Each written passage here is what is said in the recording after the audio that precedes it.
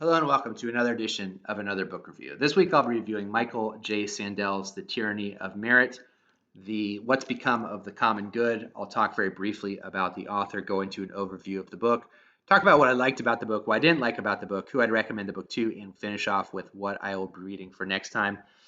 Sandel is a Harvard ethicist. He teaches, his most popular course is Justice, which became a 2009 best-selling book about moral philosophy and how best to determine what is ethical and what is the good life and what is the right thing to do.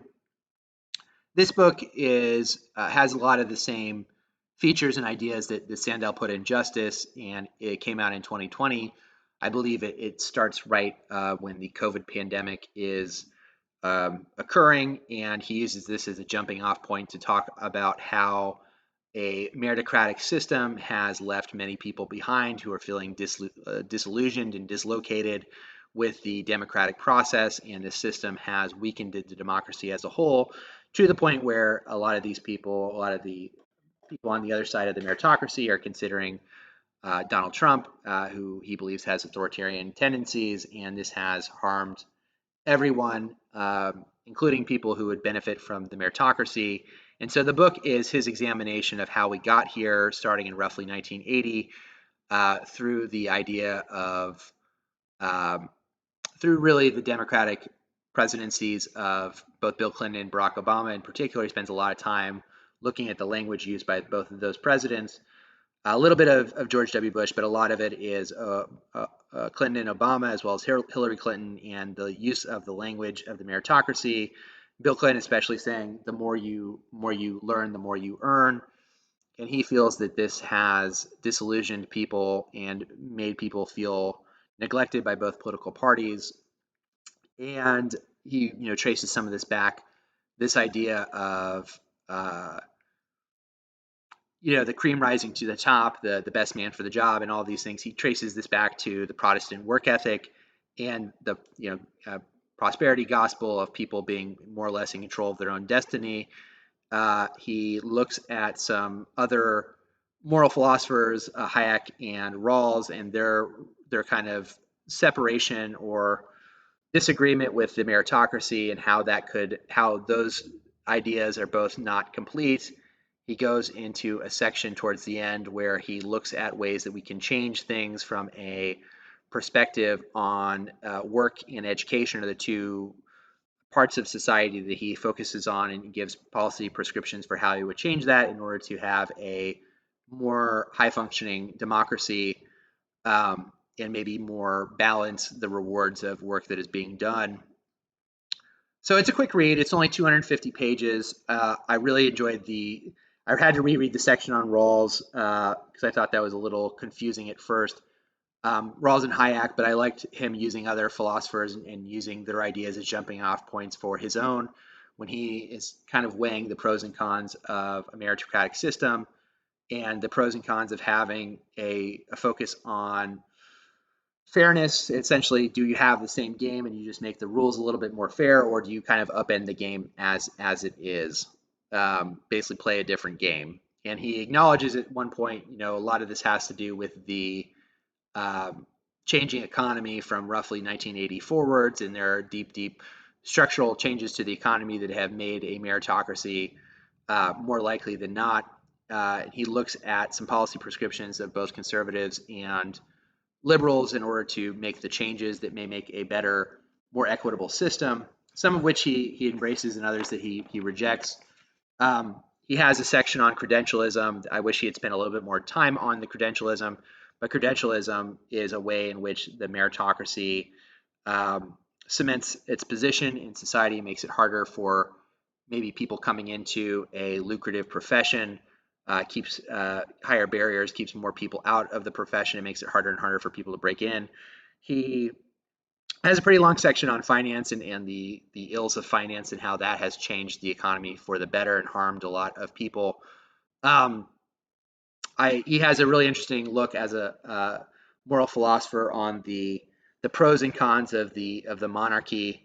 If you lived in a monarchy and you were successful in that system, you would acknowledge intellectually that you didn't do anything to achieve that status. You were most likely not born into uh, heretical position and that enabled you to succeed. And if you were the loser in that system, you would realize that that position was really through no fault of your own. And he basically says the meritocracy kind of turns that around and forces people to take on the shame of being a loser in the system. And he believes the hubris of people who are quote unquote winners in a meritocracy.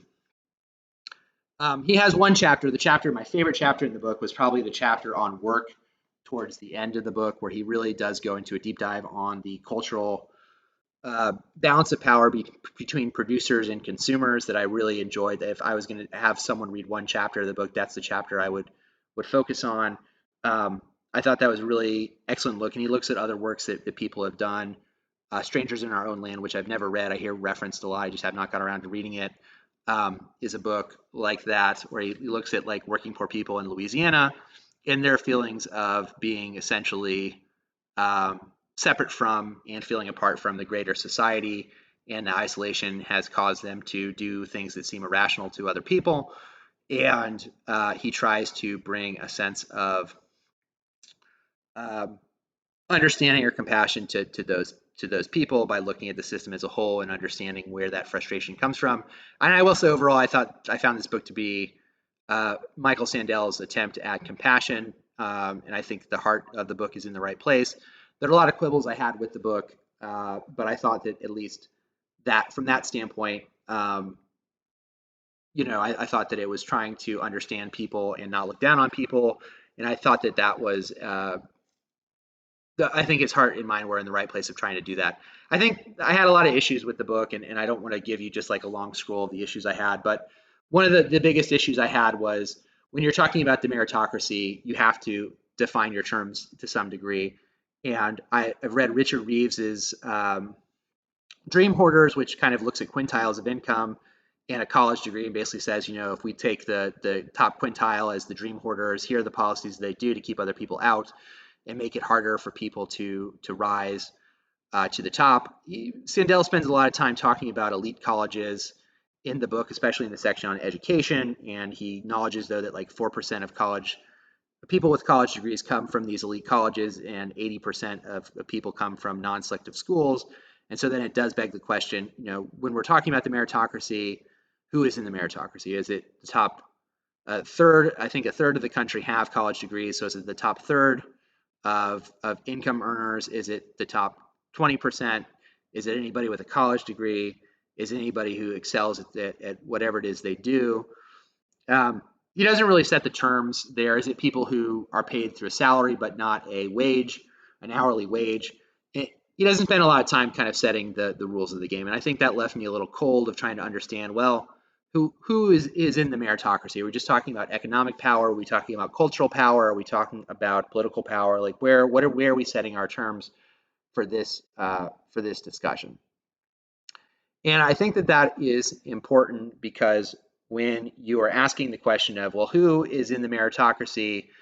What are some of the things that are done by the meritocracy to people who are not in the meritocracy to make them feel less than or hurt or harmed from a cultural standpoint? And I think you have to have a broader look at that than just to say, well, the Clintons and the Obamas said some mean things that could be taken the wrong way. And he does mention, the reliance on the economist over the years to draw policies from a very technocratic method that really ignores the moral underlining for some of these policies. He goes out of his way to call out the Republicans on the Affordable Care Act, the resistance against it. He goes and he lists a long section by the Whole Foods CEO who basically breaks down statistically why he disagrees with the Affordable Care Act. And Sandel doesn't really engage with that. He just leaves it there as if it's self-evident that this person is like a horrible person. And I thought that was bizarre. And I also thought it was bizarre in a book about the tyranny of merit, called The Tyranny of Merit, looking at like the lives and difficulties of working poor people to not bring up the Affordable Care Act, which to me was like a prime example, maybe the best example of the last 20 years of a technocratic policy that angered a lot of working poor people. So to not bring that up at all, I thought was a glaring omission in the book. And I was really, quite frankly, frustrated and angered that he didn't do that. But besides that, if you put that aside, let's look at the other parts of the book where I think Sandel makes his point. And I should say, I think by most definitions that Sandel has, I would be considered a member of the meritocracy. I have a graduate degree. I work in an area that is predominantly worked with by people who have higher educations. Yeah, I don't earn an hourly wage, so I would probably be by most definitions in the meritocracy. So I'll say that I'm not here to defend the meritocracy. I would love, I don't know what Bill Clinton is doing these days other than, going to Democratic fundraisers, but I would love for Bill Clinton to defend this book, or engage or argue or critique this book, because I think that would be a very interesting debate. And I do think at one point he acknowledges, these are things that, due to the global economy and due to the changing economy, some of this may be inevitable in some ways. And my frustrations with the book, if you believe that to be true, if you believe you want the society benefits from having certain people skilled at certain jobs, and there is a system that puts the people in the jobs that is necessary for them to be successful at, and there's something of a balance there. Some of the things that he says and do, I found to be quite frustrating. The biggest one that there's two things he kind of comes back to time and again. One of them he hedges a little bit on, and the other one he doesn't hedge on. The one that he hedges a little bit on is what he calls talent, and he uses this word throughout the book, and he uses it in a way to basically say anything that you are good at in any way, shape, or form is your talent. And he doesn't really make a distinction between. He doesn't make a distinction often enough, in my opinion. He at one point he hedges a little bit, but he says, well, you have talents, your raw talent that you're born with, and then your developed talents. The idea of talent for some people is actually pretty, I wouldn't say controversial, but it's debatable of how much raw talent anybody has at anything. And so, excuse me, if you're looking at this book from a standpoint of, when we say talents, what are we actually talking about? Are we talking about skills developed by people over time? If so, the idea that you have agency and you are working towards getting a degree, or you're working towards getting a skill, or you're doing those things, to just say that like the effort in that is almost irrelevant, I think is quite offensive to a lot of people. And I couldn't kind of get around that part of it. And I know he says, Rawls makes the argument that your drive and your determination is based in some ways upon your family background and your culture. And you're like, well, that may have been true in the 70s and 80s when we didn't have a global culture or an internet culture. I think that's a lot less true for the millennials forward. All of us have the hustle muscle, whether or not we want to or not, because of the economy. So I just reject that argument kind of outwardly. And so he goes back and forth on this word talent. And to me, it's like, well, if you accept the fact that most people would like to be successful, and most people don't have control of the system that they find themselves in, and most people are striving to be the best version of themselves and make the most money that they can, what's the problem, as long as you believe that everyone's playing fairly?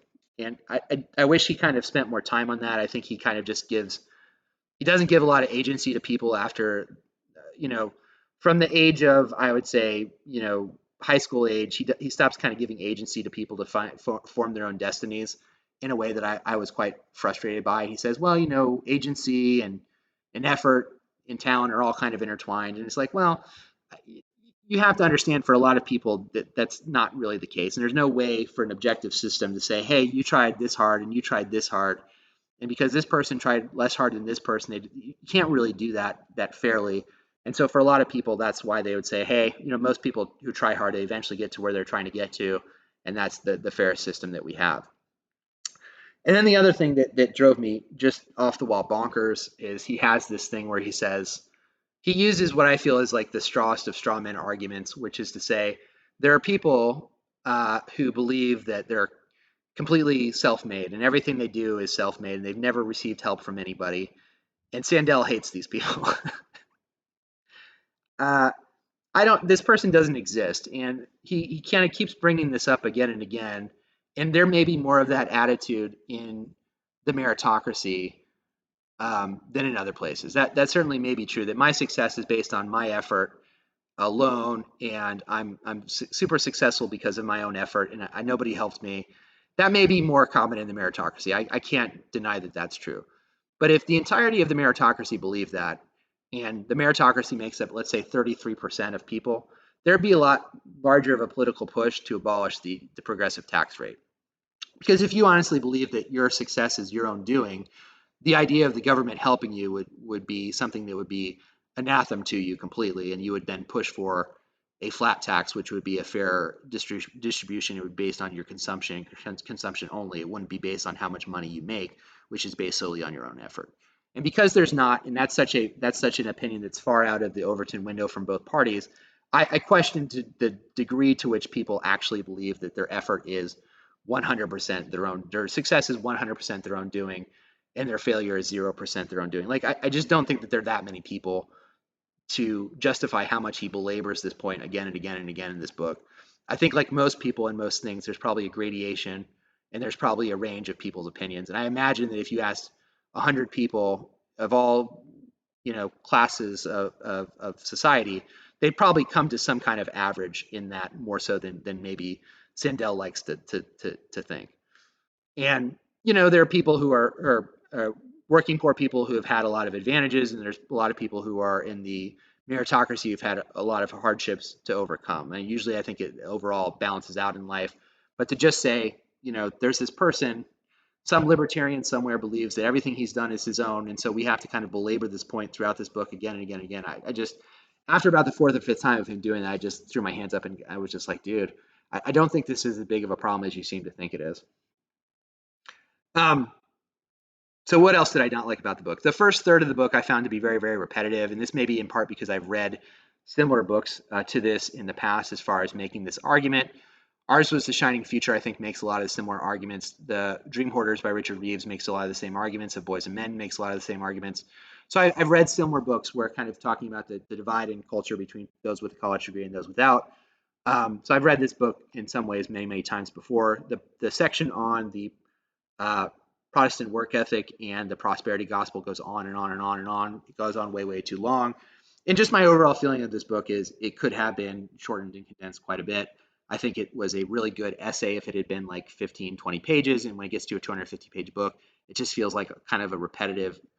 There's a lot of repetition in the main points that he's trying to make kind of again and again. He also, I wish he had stories of average people. And I wish he had used stories of average people to make his points instead of, Barack Obama said this one time in a speech.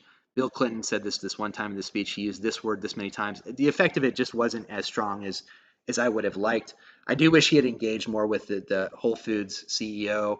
I thought that was kind of not really behooving his argument to completely ignore him. And also, I mentioned the ACA and the ignoring of the individual mandate. And then I would say, so I do like that he has prescriptions at the end of this book, and there's prescriptions in a few different areas. And this kind of goes back to one of the frustrations I had earlier. I don't know who the book is targeting with the meritocracy. He spends a lot of time on people who go to elite schools, and that may just be because he is a proximity bias because he's closest to those people as a professor at Harvard.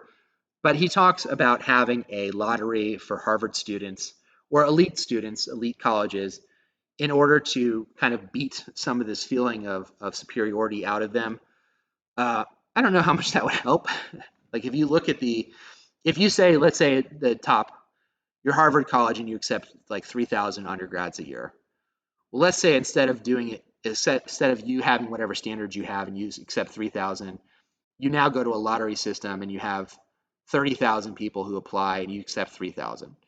Okay, so is that going to be demonstrably different to the people who didn't get in because now they can blame a lottery when they go to Brown instead of going to Harvard? I don't really know how much that changes things.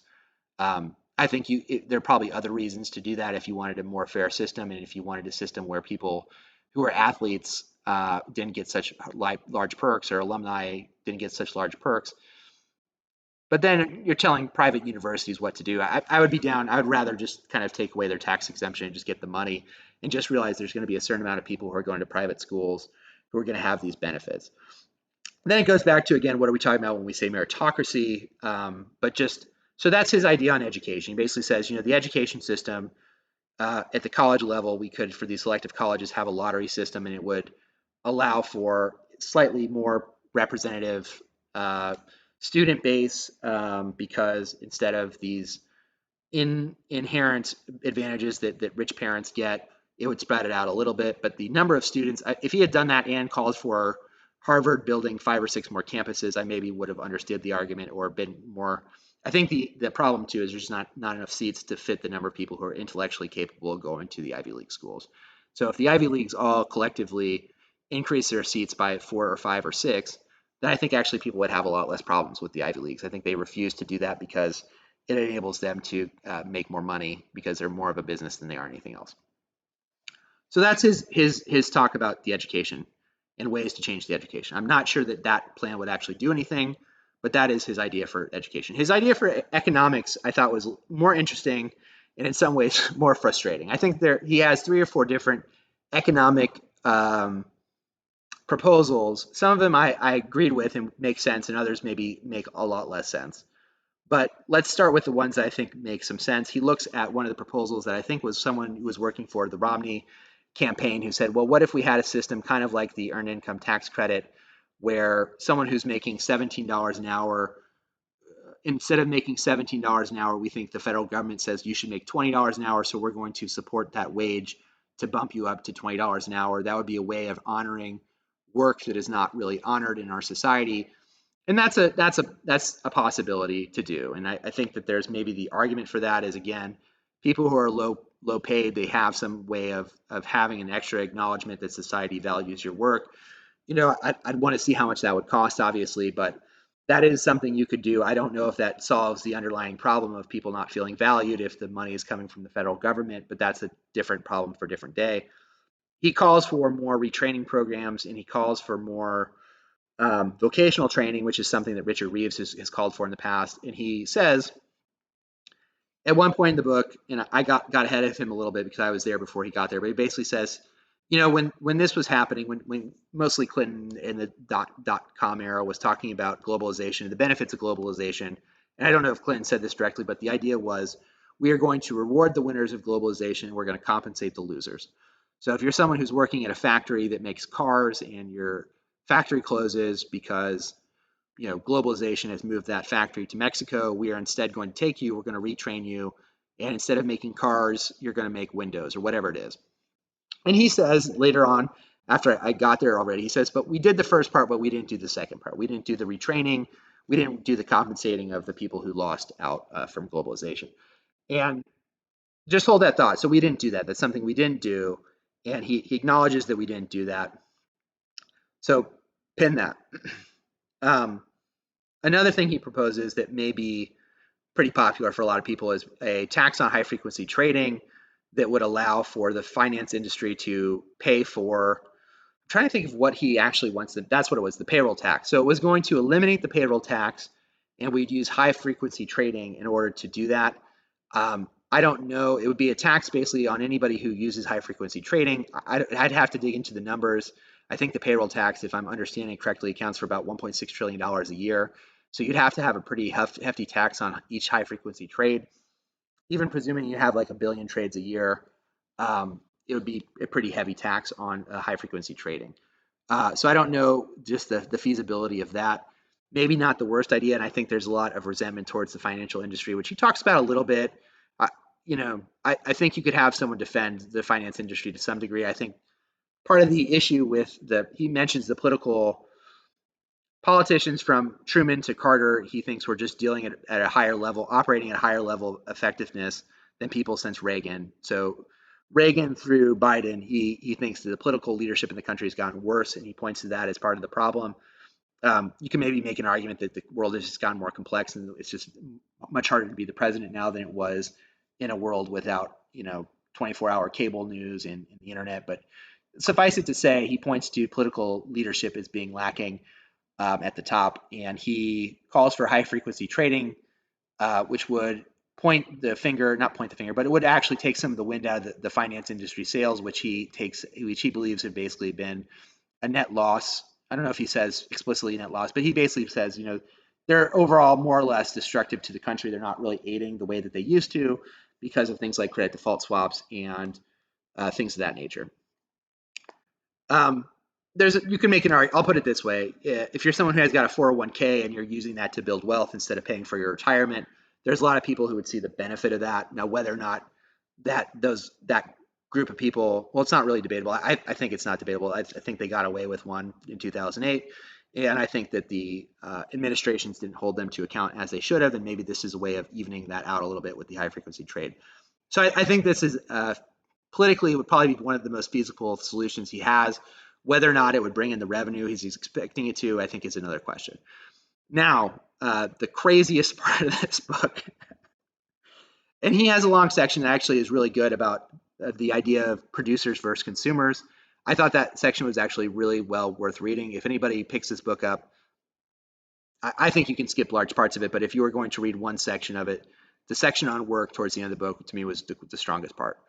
But he talks about different forms of justice, and one of the forms of justice he talks about is if we had a system that included the need for work that is rewarded because it promotes, for lack of a better word, society or civic virtue.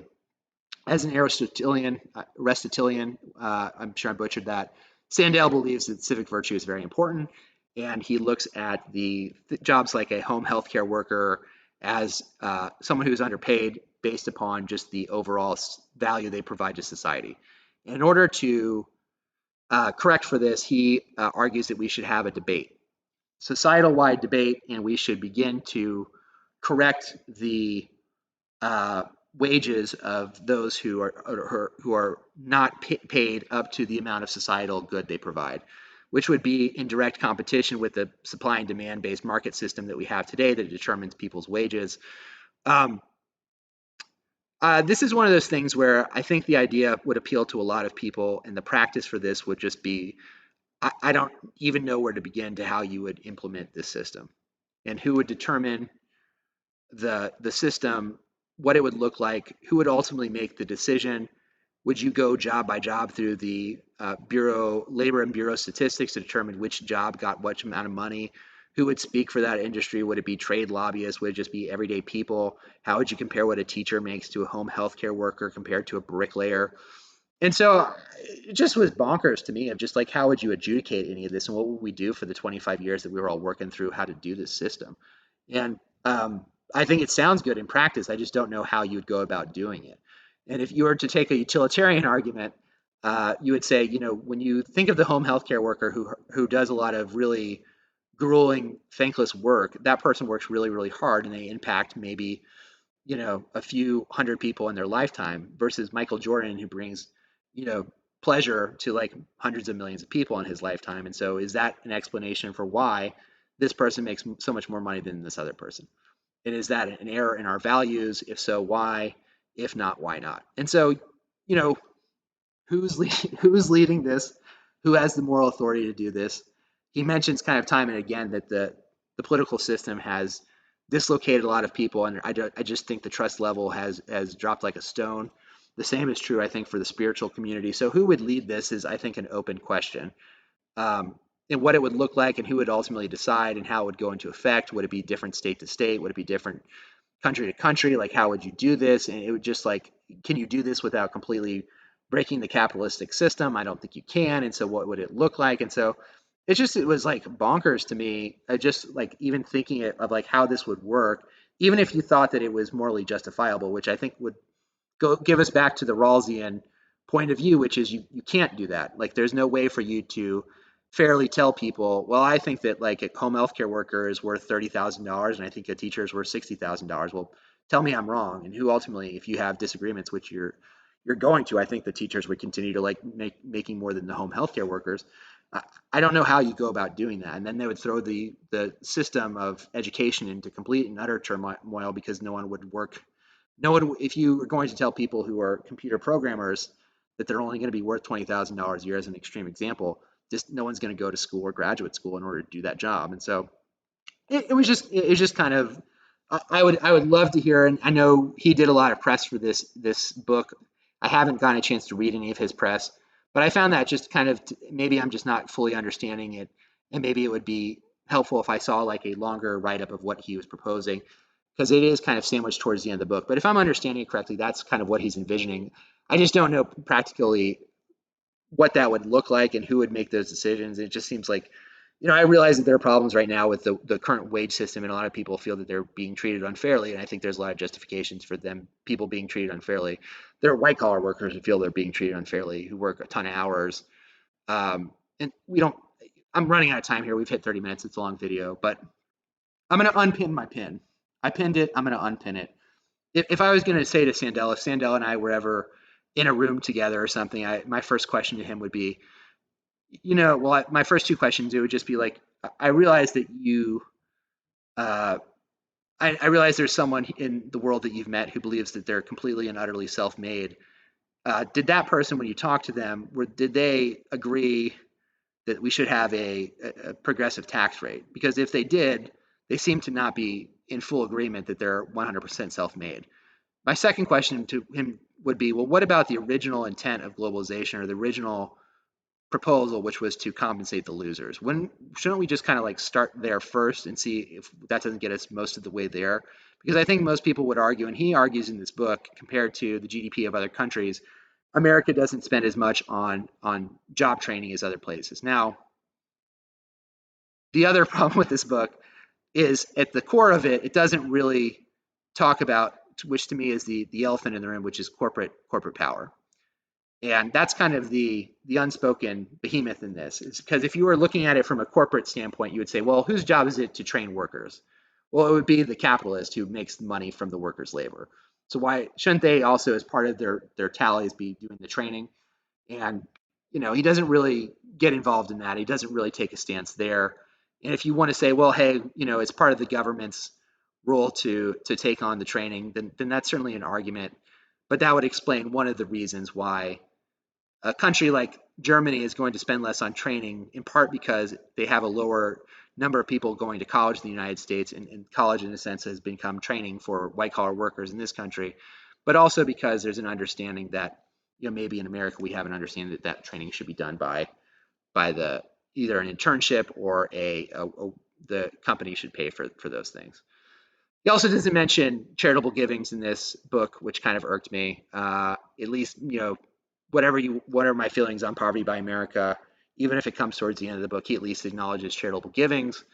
In this book, Sandel talks about spending on poverty a little bit, but he doesn't mention charitable givings, and I think that skews the numbers compared to other countries if you take that out of the basket. Who would I recommend this book to?